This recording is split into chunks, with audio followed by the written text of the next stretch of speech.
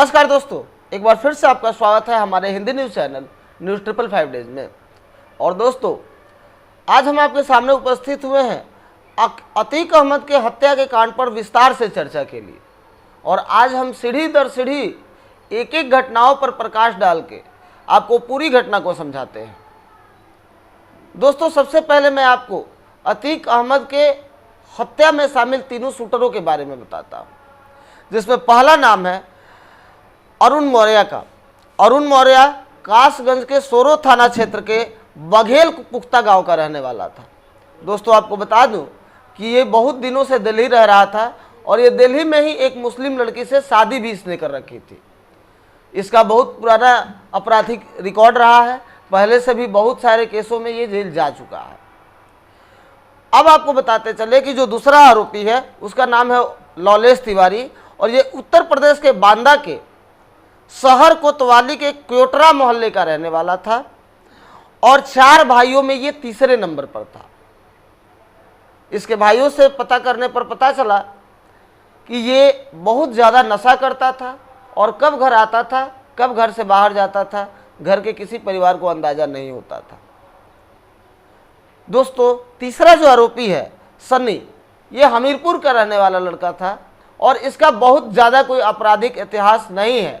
लेकिन ये ऐसे घटना में अब जाकर के सामने आया है कि एक बहुत ही शक भरी निगाहें अब उत्तर प्रदेश पुलिस की सन्नी पर भी चली गई है, क्योंकि ये अतीक अहमद के मर्डर में सीधा सीधा शामिल रहा।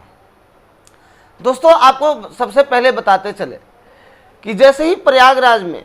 अतीक अहमद को वैन से नीचे उतारा गया तो जो वायरल वीडियो है उसमें आप ध्यान से देखें तो आपको पता चलेगा कि कोई ना कोई शख्स ऐसा जरूर सामने था जिससे अतीक इशारों में कुछ बात कर रहा था। अब समझने की बात यह है कि आखिर ये बात है क्या। दोस्तों, आपको बताते चले कि अगर देखा जाए तो एक तरह से अतीक अहमद को भगाने की प्लानिंग जो थी वो वहाँ से हो रही थी और उसमें 3 के संख्या में जो शूटर थे वो उसमें मीडिया के रूप में उपस्थित थे और उनका प्लान था कि भीड़ भाड़ में भगदड़ क्रिएट करके और अतीक अहमद को जगह से भगा दिया जाए। लेकिन वहीं पर अतीक अहमद के करीबी कहे जाने वाले जिन लोगों ने इन शूटरों को भेजा था वो कोई दूसरे लोग नहीं थे, वो अतीक अहमद के करीबी ही थे और उनको डर था कि अतीक अहमद के पकड़े जाने से उनके काले कारनामों की जो सूची है वो लोगों के सामने आ जाएगी। और हमें लगता है कि इसमें बहुत सारे कुछ पुलिस के अधिकारी और कुछ बड़े बड़े नेताओं के नाम भी सामने आएंगे। दोस्तों, ऐसा देखा गया, पहले भी अतीक के भाई अरशद ने बताया था कि अगर किसी केस में या किसी कंडीशन में हमारी हत्या या मर्डर हो जाती है तो इस कंडीशन में मुख्यमंत्री योगी आदित्यनाथ और सीजेआई को एक चिट्ठी लिखी हुई मिलेगी जिसमें कुछ लोगों के नाम हैं, वो लिफाफे बंद हैं। आपको बता दें कि यूपी पुलिस के अनुसार वो लिफाफे अब योगी आदित्यनाथ तक भी पहुंच गए हैं और चीफ जस्टिस के पास भी पहुंच गए हैं। ऐसा अंदेशा जताया जा रहा है कि उन लिफाफों में जिन लोगों का नाम है उसमें एक बड़े नेता, एक पुलिस के बड़े ऑफिसर और 2 हवलदार रैंक के ऑफिसरों के नाम शामिल हैं। दोस्तों, आपको बताते चले कि अतीक अहमद को मारने की बहुत सारी संभावनाएं बनती हैं। पहले तो देखा गया कि जैसे ही अतीक अहमद को मारा गया, शक की सुई लोगों को उत्तर प्रदेश सरकार की तरफ गई, लेकिन धीरे धीरे आने वाले वाकयों से और सबूतों से ये साफ होता गया कि उत्तर प्रदेश सरकार की कोई भी मिलीभगत इस घटना में नहीं है, बल्कि देखा जाए तो एक तरह से योगी आदित्यनाथ की ये पर्सनल क्षति है और उत्तर प्रदेश पुलिस प्रशासन की ये पर्सनल क्षति है कि अतीक अहमद पुलिस कस्टडी में मारा गया। और वो क्षति इसलिए है कि अगर अतीक अहमद जिंदा होता तो उसके तार बहुत से बड़े बड़े रसूखदार लोग और हमें लगता है कि पाकिस्तानी आईएसआई और हथियार के पाकिस्तानी सौदागरों के साथ जरूर जुड़े होते। ऐसा भी अंदेशा लगाया जा रहा है कि लगभग 4 के संख्या में लोग हैं जो भारत के सीमावर्ती इलाकों में रहते हैं, जो पाकिस्तान के सीमावर्ती इलाकों में रहते हैं और वो अतीक अहमद को हथियार मुहैया कराने का काम करते थे और ड्रोन के सहारे इन हथियारों को पाकिस्तान से भारत में लाया जाता था। दोस्तों, आपने देखा था कि अतीक अहमद के मुंह से अंतिम शब्द निकला था गुड्डू मुस्लिम का, और ऐसा अंदेशा लगाया जा रहा है कि गुड्डू मुस्लिम वो शख्स है जो अतीक अहमद को बाहर से हथियारों की तस्करी में मदद करता था। हालांकि यहाँ पे ट्विस्ट वहां पे आया कि देखने से प्लानिंग थी अतीक अहमद को भगाने की, लेकिन जब वहां मौजूद अपराधियों ने और उनके आकाओं ने देखा कि योगी सरकार के चंगुल से अतीक अहमद को उड़ा पाना संभव नहीं है, और उसके बाद अतीक अहमद को ओवरक्रॉस किया गया। वहां पर मौजूद अतीक अहमद के किसी अपने ने उसके तरफ इशारा भी किया कि यहां पर तुम्हारी हत्या हो सकती है, लेकिन तब तक चाह कर भी अतीक वहां कर क्या सकता था। जैसे ही उसने कैमरे के सामने गुड्डू मुस्लिम का नाम लिया, धड़ाधड़ धड़ाधड़ 15 गोलियां उनके सीने में दाग दी गई, और अतीक और उसके भाई अरशद दोनों वहीं पे ढेर हो गए, और बहुत सारे बड़े बड़े लोगों के राज जो थे वो अतीक के साथ ही दफन हो गए। लेकिन अतीक के जो परिवार थे, उन्होंने अतीक का जो भाई था अरशद, उसने वो कच्चा खिलाड़ी नहीं निकला, और उसने उसे अंदेशा था कि मुझे मारा जाएगा, और उसने लिफाफे के अंदर उन सारे लोगों के काले कारनामे, चिट्ठे और नाम पैक करके सीधे मुख्यमंत्री योगी आदित्यनाथ को पहुंचा दिया और मुख्य न्यायाधीश को पहुंचा दिया। दोस्तों, अब जरा सा हम आपको फिर से तीनों लड़कों के